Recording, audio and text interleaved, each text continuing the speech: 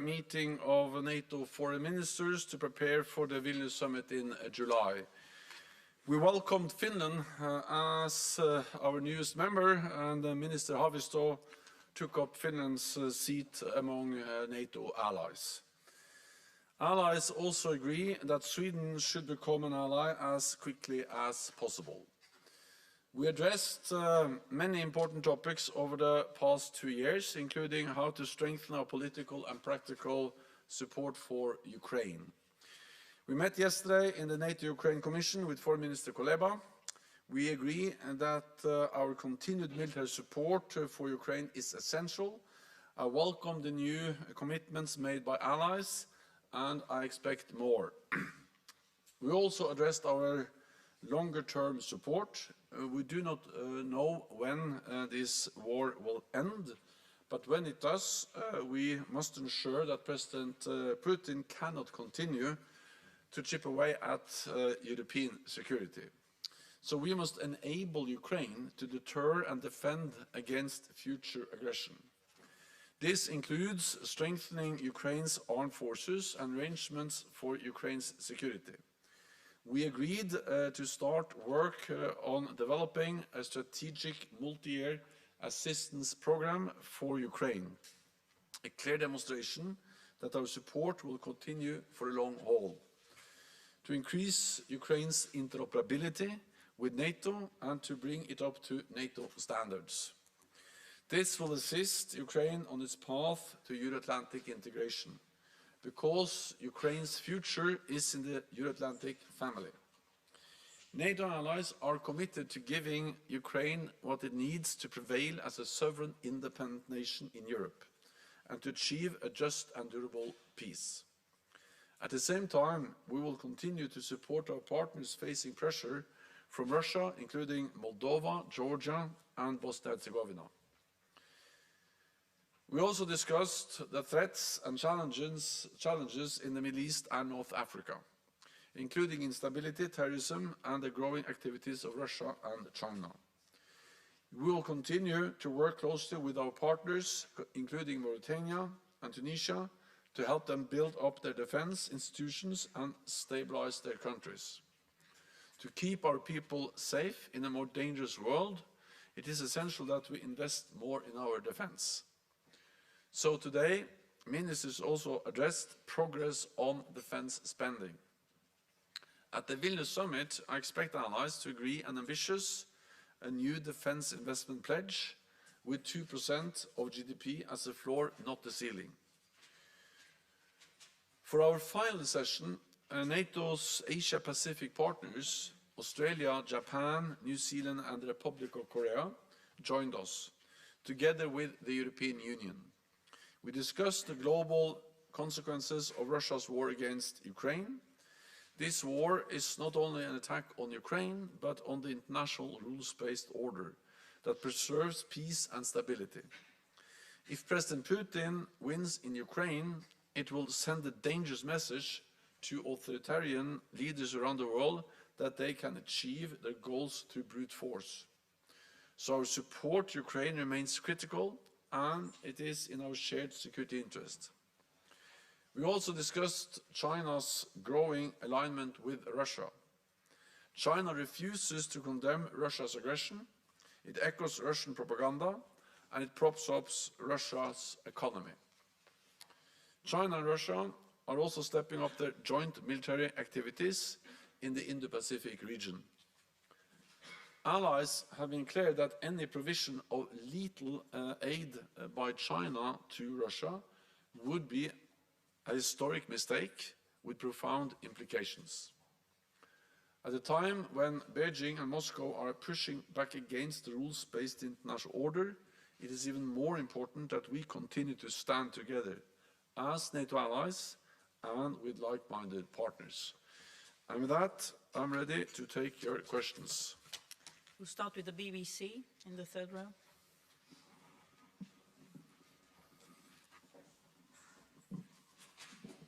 Thank you very much, Secretary General. Can I ask you, you said that you're talking about a new ambitious spending target of 2%, but 2% is already the spending target of NATO. Is there any way at Vilnius you will actually, and you've said before that it's a floor, not a ceiling. So I'm not confident that is a new spending target. If you can explain to me why it is a new spending target, wouldn't it be more honest to say, a new figure is a new spending target, like say 2.5%? Do you think there's a possibility that might happen? And then you clearly issued a warning to China about providing lethal aid to Russia. Is there any evidence among allies that China is doing that? Thank you very much. First on 2%, you're right that when NATO leaders met in 2014 in the United Kingdom in Wales, we agreed a defence investment pledge where we also used 2% as GDP as the guideline. But then we refer to 2% as something we should strive towards, move towards. So it has been interpreted by many allies as something that is more like a ceiling, something we should move towards, which is actually the language we use in that statement or in that pledge agreed in 2014. Since then, actually, allies have come a long way, because since then, all allies have increased defense spending, and this is significant because until 2014, the majority of NATO allies across Europe and Canada actually were reducing defense spending every year. So what we managed with the pledge we made in 2014 was to turn the corner, not going down anymore, but actually start to go up. And all allies have increased the defense spending. More allies meet the 2% guideline or are spending or are at 2% or above. But many allies are still below. And some of them also then refer to, well, this is something we should strive towards, not a kind of requirement. So that's what I'm mean. That's my message when I speak about the stronger commitment, is to have much stronger language, that this is not some kind of ambitious goal in the distant future that we should strive towards. It is something that we should be strongly committed to, and as a 2% as a minimum, not as a ceiling. So I actually think it will make a difference if not only I say that 2% should be a minimum, but that all allies agree that 2% should be a minimum floor. The most important thing is, of course, what allies do, and I'm quite encouraged because I also now see that several of those allies who have been not able to reach 2%, like Germany, like the Netherlands and others, Denmark and many others, they are now very committed to increasing defense spending and to reach 2% also soon. And that's because the war in Ukraine, which has made it even more obvious that we need to invest more in defense. When it comes to China, of course, we are monitoring very closely what China does. Any provision of lethal aid to Russia from China will be a big mistake, with profound consequences. So far, we have not been able to confirm any provision of lethal aid, but this is something we follow very closely, and we also communicate very clearly that this will be a big mistake. Then what we do know is that China has not been able to condemn the brutal invasion of Ukraine. We also know that China and Russia are coming closer and closer. They signed just weeks before the invasion a partnership agreement where they state clearly that the partnership between Russia and China is without any limits, a partnership with no limits. And then we of course also know that China is propping up Russia's economy. So this is of course of concern, and we need to be clear on these issues in our engagement with China. The Economist. Anton LaGuardia of The Economist. I was wondering whether you could be more precise in some of the wording that you use. You say that Ukraine's future is in the Euro-Atlantic family. Does that mean that NATO's future is in NATO, and when? What does the multi-annual program for Ukraine to help integrate it further mean? How is that different from what is being done today to help Ukraine defend itself? And last, on China, what do you actually mean by saying it's a big mistake with profound consequences if China were to provide lethal aid? What would the consequences be? Thank you. First, on NATO and Ukraine. NATO's position is that Ukraine will become a member of the alliance, and that position has not changed. But we know that there are at least two things we need to address to make that possible. One is that we need to ensure that Ukraine prevails as a sovereign, independent nation. Of course, any meaningful discussion about Ukraine as a member of the alliance has to be based on that Ukraine is a democratic, independent nation in Europe. And that's exactly what is now challenged or threatened by the brutal Russian invasion. So the first step, the basic requirement, is to provide military support to Ukraine so President Putin doesn't win his war of aggression. The second thing we need to address is that when this war ends and Ukraine prevails, then of course we need to ensure that we have the highest level of interoperability, that Ukraine is able to move from Soviet-era standards, doctrines, ways of operating their armed forces. This transition has started, but we need more, and we need to implement it quicker. And therefore, the difference between the current support that NATO and NATO allies is providing to Ukraine is that's to meet the immediate needs. Allies are providing, of course, weapons, military support. NATO is also providing a lot of non-lethal support, but that's to address the immediate needs to help Ukraine now. This program is more long-term perspective. That is about building the institutions, helping with the transition, the interoperability, the standards, the doctrines, all of these things that we need to have in place also to move towards membership.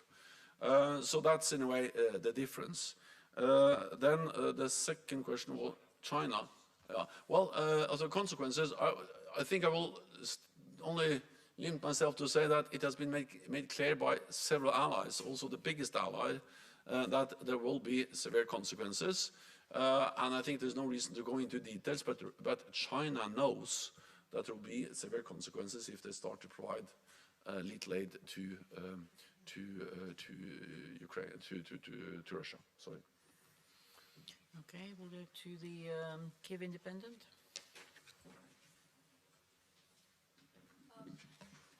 From the Kyiv Independent. How high do you assess is the likelihood that Belarus would become a direct participant of Russia's war against Ukraine? And what do you think would encourage the Lukashenko regime to make this move? And my second question is, how have the NATO allies given enough weapons for Ukraine to launch a counteroffensive in the nearest weeks? And how many advanced Western tanks can Ukraine expect to receive from NATO allies till the end of the year? Thank you. Well, the allies are delivering unprecedented military support to Ukraine. We have also stepped up our support over the last weeks and months, also with armored vehicles, battle tanks, but not only battle tanks, but also infantry fighting vehicles, armored personnel carriers, and a lot of support, meaning, for instance, fuel trucks, heavy systems to remove minefields and to enable the Ukrainians to cross all the defense barriers that the Russians have built up over the last months. So this is not only about the battle tanks, but all the support they need to be able to function and to operate as they should, not only for a few days, but for weeks. And therefore, this is also about sustainment, meaning providing the fuel, the ammunition, the spare parts, the maintenance capacity that need to follow and support these efforts. In totality, there is a high number. I don't have the number in my head now, but in total, there's a high number of battle tanks. Some of them are older battle tanks. Some of them are Soviet-era battle tanks, but many of them are also now modern NATO standard battle tanks. The UK has delivered Challenger. Many NATO allies have delivered Leopard 2. And then the US is also now in the process of delivering Abrams. This comes on top of the, for instance, the Marders, which is infantry fighting vehicles, the Bradleys, which is US infantry fighting vehicles, and it is this totality that provides the Ukrainians with the capabilities they need to retake land, to further push back the Russian forces. It is for the Ukrainians to make the operational decisions on exactly how and when. Our responsibility is to help them. On Belarus, well, Belarus has been and continues to be a platform which Russia uses in its aggressive actions against Ukraine. They launched part of the invasion from Belarus, and they have launched several airstrikes from Belarus. Our message to Belarus is, of course, that they should not be directly involved, and we will just continue to provide Ukraine with the support they need to fight against aggression and to win this war. Okay, CDF. Thanks. Secretary General, I have a more general question on China. As the view on China changed, are you ready to change, or is NATO ready to change the strategic concept towards China?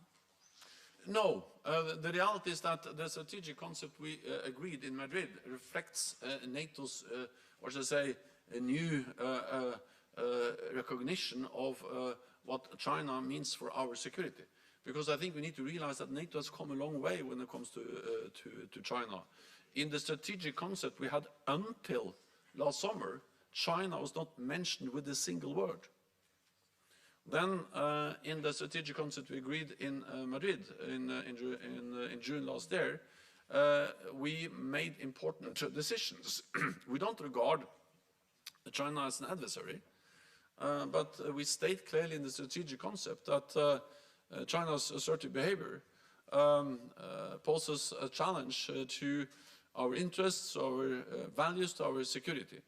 And this is reflected in the fact that China is investing heavily in new modern capabilities, including long-range nuclear missiles. They are cracking down on democratic rights in their own country, in Hong Kong, prosecuting minorities, using social media, the internet to have surveillance of the population in a way we haven't seen at that scale any time before.